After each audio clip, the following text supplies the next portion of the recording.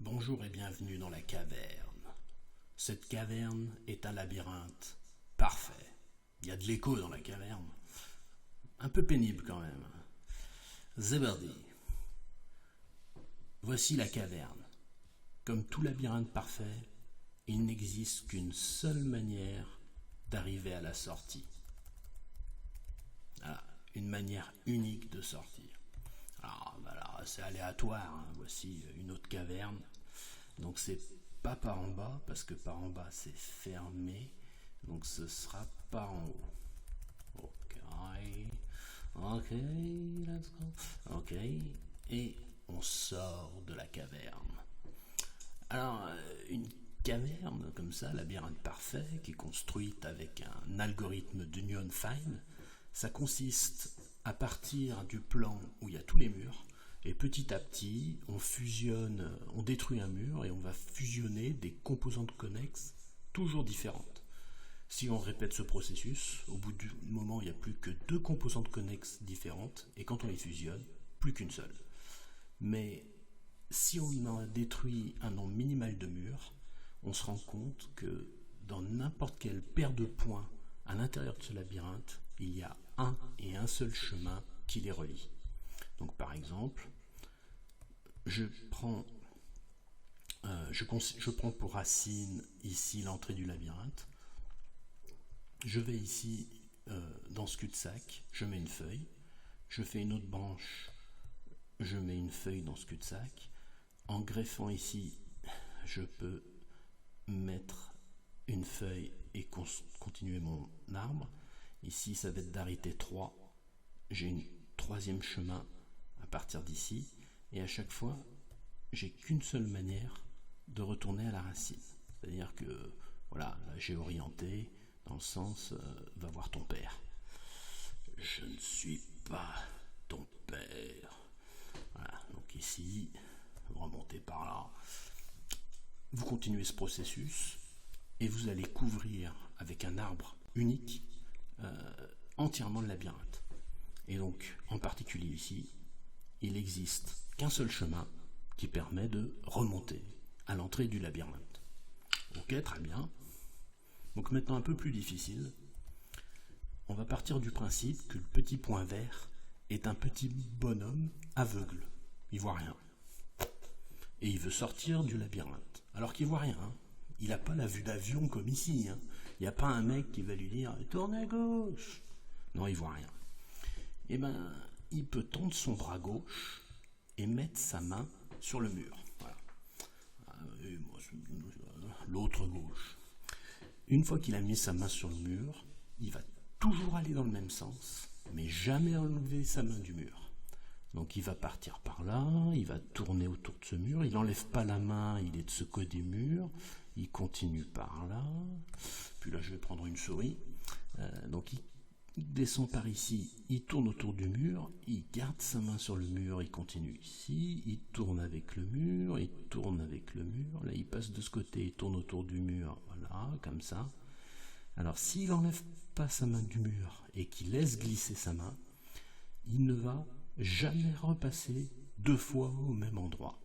Et même, si vous réfléchissez un petit peu, ce que je suis en train de dessiner là, c'est exactement l'enveloppe englobante de l'arbre des chemins que j'ai construit tout à l'heure. C'est-à-dire, toucher le mur sans arrêt, sans jamais lever sa main, et aller toujours dans la même direction, ça revient à prendre l'enveloppe englobante de l'arbre des chemins issu de la racine, qui est l'entrée de mon labyrinthe en case 00, quoi. Enfin en haut à gauche, quoi. Voilà. Si je continue comme ça, et ben mon petit bonhomme aveugle, il y a un moment, sa main, elle va passer par là, elle va passer par là, et il va s'enfuir. Donc grâce à ça, si vous réfléchissez, quelles sont les décisions qu'il prend? Eh bien, comme il n'enlève jamais sa main du mur, à chaque fois qu'il y a une bifurcation, il va à gauche, parce que c'est son bras gauche et sa main gauche. Donc à chaque fois qu'il a un choix de chemin, il prend le chemin de gauche, toujours. Quand est-ce qu'il va à droite? Il va à droite quand le mur qui est à gauche tourne à droite. Mais sinon, c'est toujours à gauche.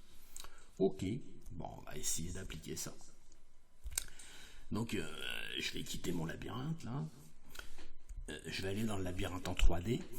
Je vais avoir la vue d'avion pendant 2 secondes. Je vais essayer de ne pas la regarder pour tout de suite aller dans le labyrinthe. Alors, attention, clic, j'appuie. Voilà, j'ai un peu le temps de voir.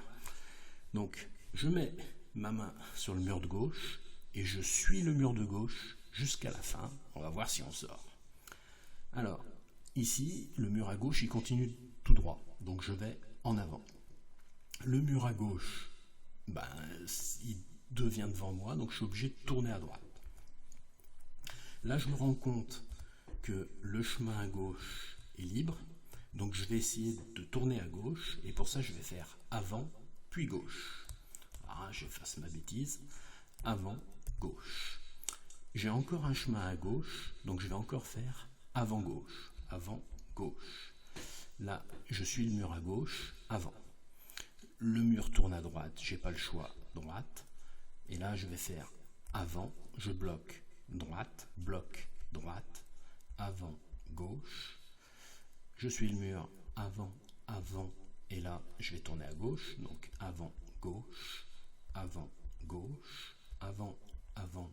J'ai pas le choix, droite, avant, gauche, avant, droite, droite, avant, gauche, avant, droite, droite, avant, gauche, avant, gauche, avant, avant, gauche, avant, avant, gauche, avant, droite, droite, avant, droite, avant, avant, gauche, avant, gauche, avant, avant, droite, avant, avant, droite, droite, avant, avant, gauche, avant, avant, gauche, avant, gauche, avant, droite, avant, droite, droite, avant, gauche, avant, avant, droite, droite, avant, gauche, avant, gauche, avant, avant, gauche, avant, avant, gauche, avant, avant,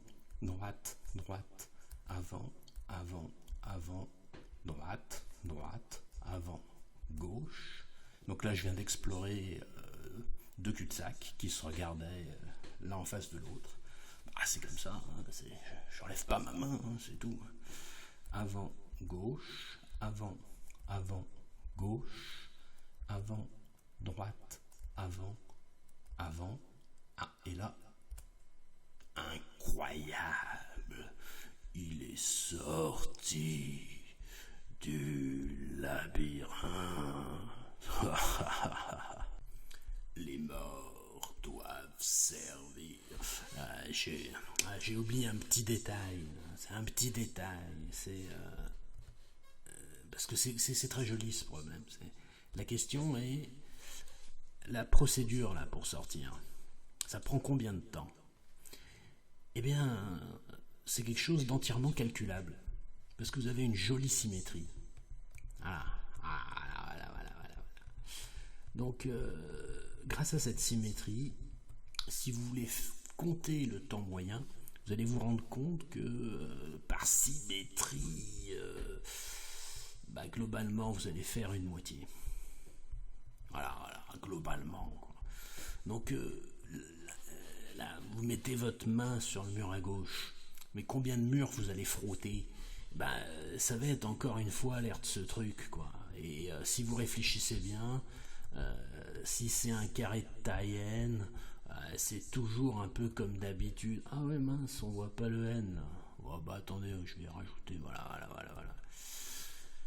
Donc si c'est un truc de taille n, c'est encore du nn-1/2 comme d'habitude.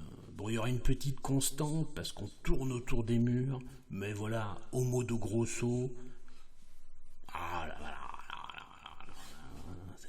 C'est joli ces petits problèmes. C'est quand même très sympatoche. On sait pas qui a inventé ce truc, mais c'est quand même très joli. Ouais.